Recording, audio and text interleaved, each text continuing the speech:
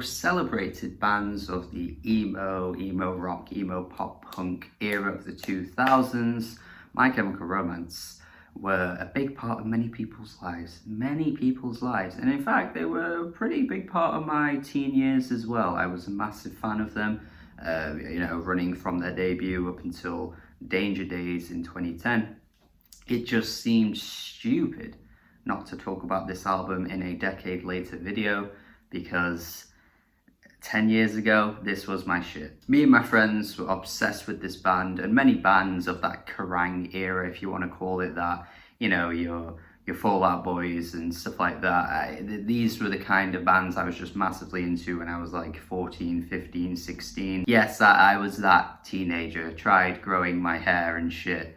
Looked like a dickhead for a little while, I must say. But some of those bands, some of those massive songs, even some of the albums from that era have still stood the test of time in a way. For me personally, I did overplay My Chemical Romance far too much when I was 15, so I don't really go back to any of their albums at all these days, I must admit. But it doesn't mean to say that they're not good, because they were a really talented band. And Danger Days saw them take a different approach. It was a completely different album to the Black Parade, and the Black Parade was such a big one for them that it seemed crazy for them to just go in a direction that was like this. It just seemed so out of the blue. Not quite as out of the blue as some of the bands that from that era went complete full-on pop that we saw from like Linkin Park, for example. We saw it even with Fall Out Boy, we saw it with Panic at the Disco. Like, these bands just completely ditched what they originally did and just went straight up pop. But My Chemical Romance didn't completely ditch the rock stuff.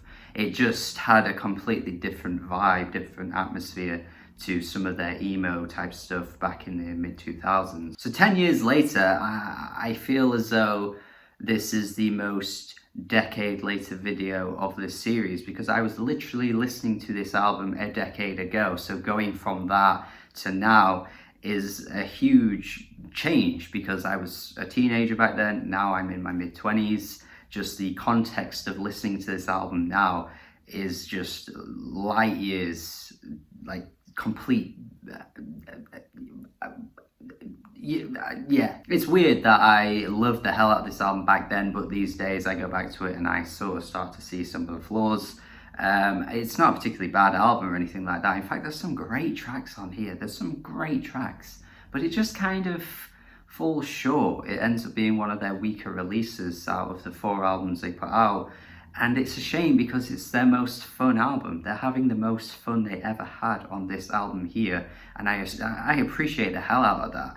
But the concept that they come up with doesn't really get executed all that well, I don't think. Some of the songs throughout the album aren't too good. There's so much detail to this album. The backstory, the characters that they created, all the music videos were in line and in sync with this universe that essentially was, created for this album. So like, there's so much effort that went into it, but I feel like when you take some of those visual aspects away, it gets a bit shaky. Like, when you go into the actual lyrics of some of these tracks, it's not all that clear what many of these songs are even about. And the thing is that it doesn't necessarily make the album way worse because of that, because it doesn't change how good some of the songs are, but you just kind of start to wonder what even are some of these tracks even about. For example, Sing.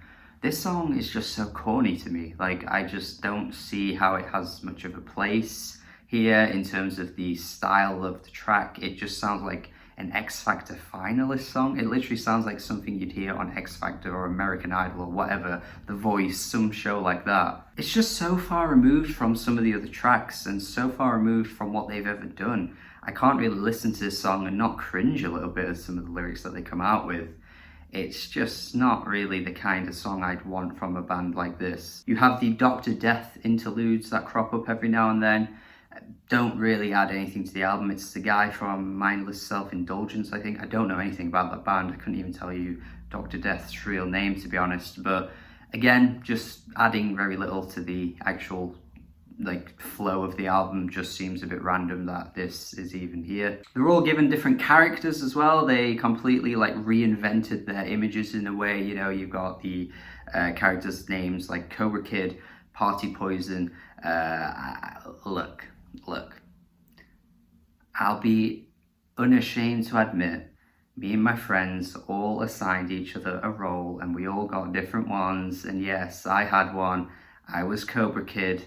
Yes, that's lame as fuck, I know. But like the idea of it all anyway seems so grand. It seems so like large, you know. I just feel like they have this really cool concept, you know. They're trying to take down this organization. I think the organization is the Scarecrow, which is, you know, the evil people, and they're trying to come together and break down this giant corporation. And like, none of the album really focuses that much on this. It just doesn't really come together. It's so frustrating. It's a cool idea. You've got all this like detail packed in, like a huge comic book album type thing, but like the songs themselves just don't take. I don't know. It's just a bit weird. It just doesn't land. As for the actual songs though, I may as well talk about the actual songs because the music here isn't too bad really.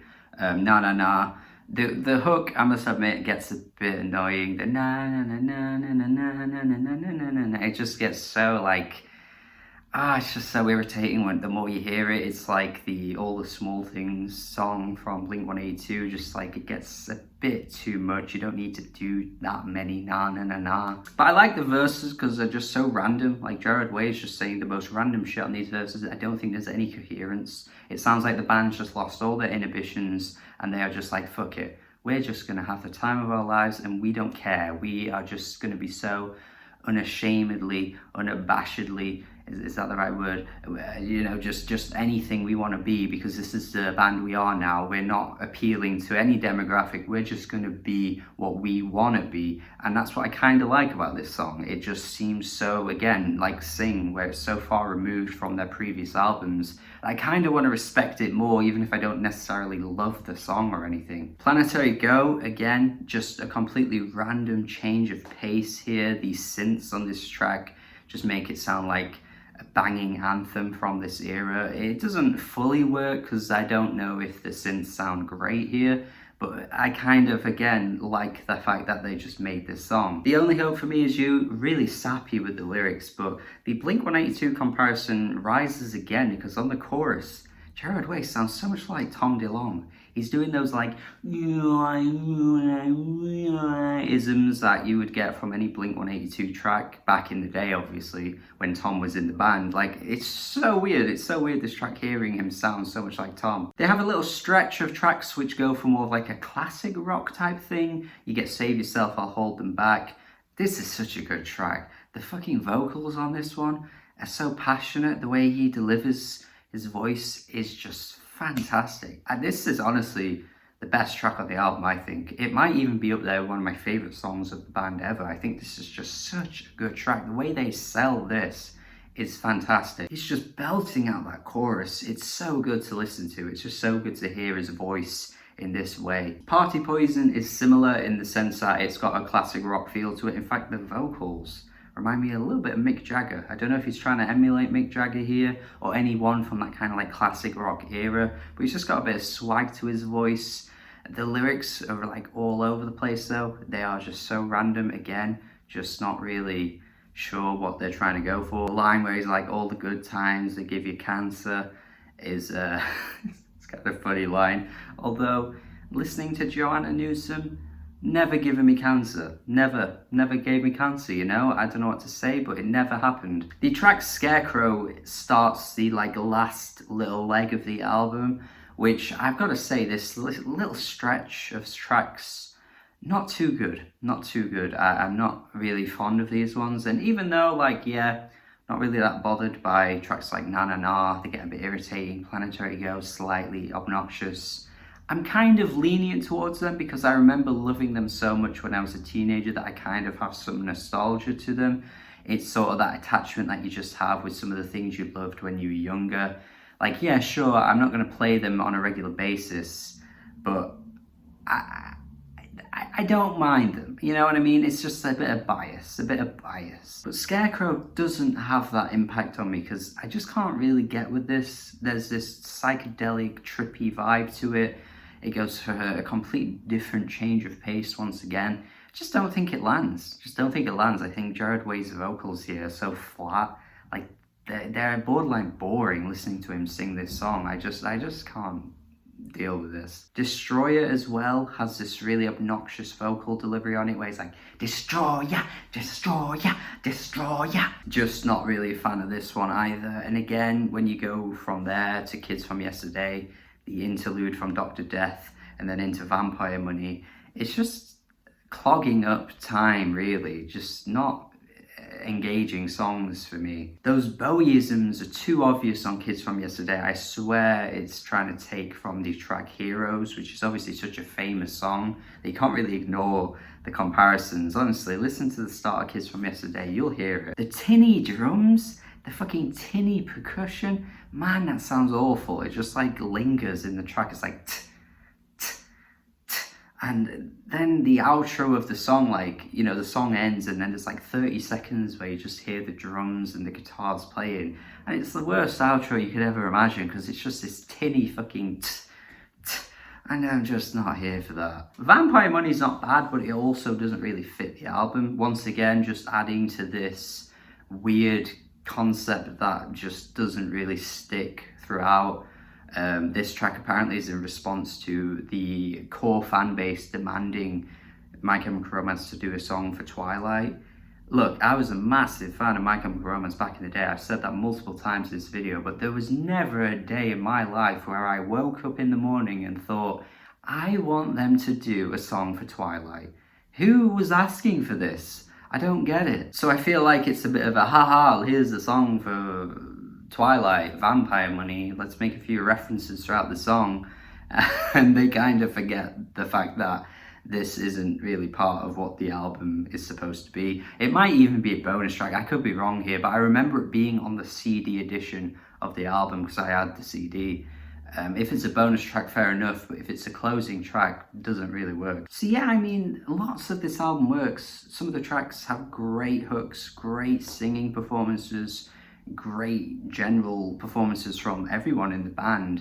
I feel like Bulletproof Heart's a great track too. I didn't mention that, but I think that's a really good early track that sort of like cements the album into this more like passionate delivery type thing that they're going for here. It's not about the dramatics anymore, it's not about the emo-isms. Like, I feel like this track sort of cements the album into showing you that, yeah, you know what, we're not going to quite be doing what we did before. And I like the fact that it successfully works throughout the album on many tracks. I've said a few tracks that are really good, but I think it's a shame that they broke up after this, because I feel like they probably could have gone on to a new album in like 2013, 2014 and really nailed what they were trying to do here, because I think there's something here, but it just doesn't get executed to the best it can be. They did come back last year though. They announced that they're going to be touring, I think. They're probably going to drop an album at some point too, so let's see where they go, because I think there's something more to what they're trying to do on this album here. But you know, 10 years later, it's not the album that I remember it being when I was a teenager, but I still have some nostalgia to it, some attachment to it, and it brought a lot of memories, you know? It was some great times with my friends singing the songs and stuff.